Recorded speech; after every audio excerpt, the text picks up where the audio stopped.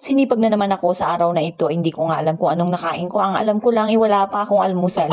Maaga po talaga akong gumigising, kaya lang ngayong araw gumising po ako para maglinis ng buong bahay at magluto ng aming almusal. Wala sa plano ko yung paglilinis ko dito sa baba. Yun nga, pagbaba ko dito, naisipan ko na mahaba na pala yung mga damo at sobrang lumalago na dito sa labasan, dito sa labas ng aming bakuran. Wala naman akong gagawin sa buong maghapon kaya nagsuot na ako ng aking pants para protect ako na rin sa mga damo na matatalas at yung mga kagat ng lamok. Maraming insekto yan dyan sa labas.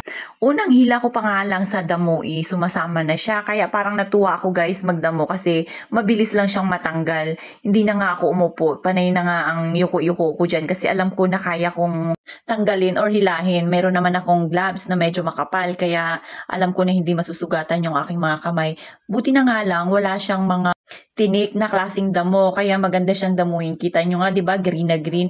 Ganyan karami yung aking dadamuhin. Tatanggalin ko yan siya guys ngayon. Medyo maaga pa nga. Alas 6 pa lang nung nag-start ako niyan kaya dapat matapos ko yan kaagad. Siguro guys, mag-iisang oras nung matapos ko yan, ramdam ko na masakit na yung aking likod. Hindi ko na nga natapos dyan lahat. O tignan nyo, 'di ba yung dito sa pinakaharap ng kalsada, hindi ko na natapos. Dyan ko na tinambak yung mga damo. Tinanggalan ko lang siya dito sa may malapit sa aming bakuran para yung damo hindi na gumapang doon sa loob ng bakod. Napansin ko guys, pagka ganitong tag-ulan pala, yung putakte, panay-panay ang gawa ng kanilang bahay. Doon nga sa loob ng bakuran namin. Sa mga halaman, doon sila gumagawa ng mga bahay nila guys. Siguro mga 2 or 3 yung mga nakuha ko. Tapos bumabalik sila. Kaya sabi ko, delikado talaga. Lalo na pagka naglalakad-lakad kami ni Yayam doon sa loob ng bakuran. Kaya kailangan tanggalin po yan lahat. Kita nyo nga, nandito si Yayam sa labas guys. Kasi nung gumising siya, wala na ako sa tabi niya. Nung nakita niya na nandito ako sa labas, yan, nagpupumilit na lumabas sa gate at nakita niya nga ako talagang nagtambay siya guys, tinambayan niya ako dyan, kaya hindi ko na rin siya pinilit na papasukin, hinayaan ko na nga lang yan siya. Kasama niya po si nanay niya habang yan, nakatambay sa labas at tumitingin sa akin habang nagdadamo. Parang nanibago na nga po ako sa pagdadamo, madalas na kasing nakaupo at nakahiga lang ang aking ginagawa, kaya mahina na sa damuhan. Pinipilit ko na nga lang kahit na napapagod ako, inuunti-unti ko siya para at least gumanda ang harap ng aming bahay.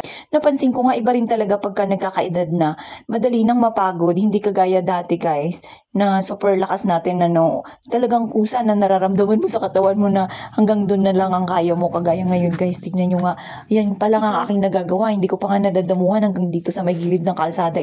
Pagod na ako, gusto ko nga sanang tapusin pati doon sa kabila, sa harap ng daan. Nga lang, parang hindi ko na kaya guys, kaya sabi ko kay nanay, kailangan ko munang magpahinga, pagod na ako. Isa pa parang nararamdaman ko na yung aking pagkagutom, kaya umakyat na rin ako para mag-almusal. Akala ni nanay tatanggalin ko na lahat ng kangkong doon, kaya kumuha na siya para mag-aadobo daw siya guys. Meron pa kasi kaming karning konti na pwede niyang ihalo dyan. Lalagyan niya na rin ng pork cubes para pampasarap na. Ilang araw na rin po na puro karne kami, kaya ito muna, gulay muna ang aming almusal. Sabi nga ni nanay dyan guys, marami daw palang mga uod doon sa mga dahon-dahon, kaya iniisa-isa niya kasi sabi niya baka mamaya makain niya yung uod. Abay, talagang dagdag pa rin yung sa sustansya niya.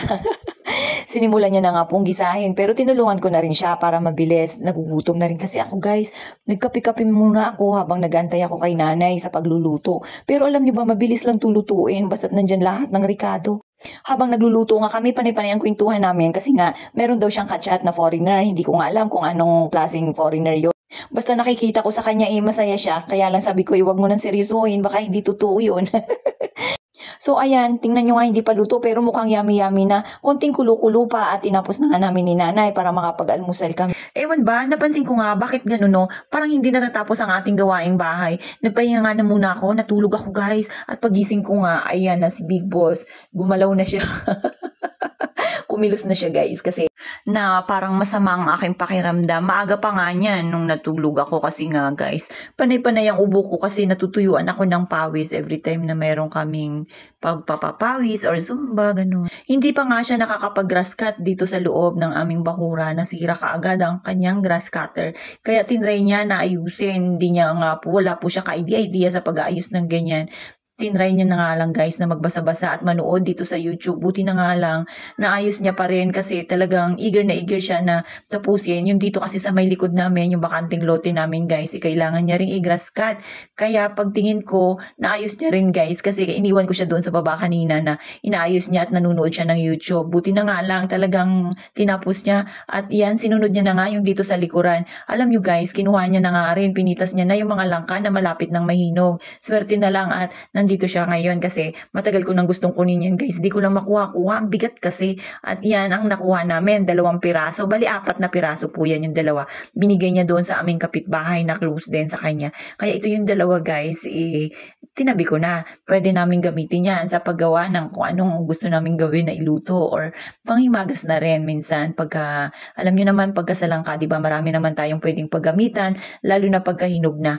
Alam nyo bang sobrang mahal ng kilo niyan kaya laking tulong to sa amin kasi hindi na kami bibili pa, nilagay ko na nga ulit dyan sa sako para pahinugin pero malambot na siya guys, konting siguro mga ilang araw pa para sure ball ang kanyang hinog. Tapos nga pong mag-grass cutter, nagbihis lang po siya saglit dahil mainit na rin at makati sa katawan yung kanyang attire. Binalikan niya po ito yung kanal na nandito sa harap ng aming bahay.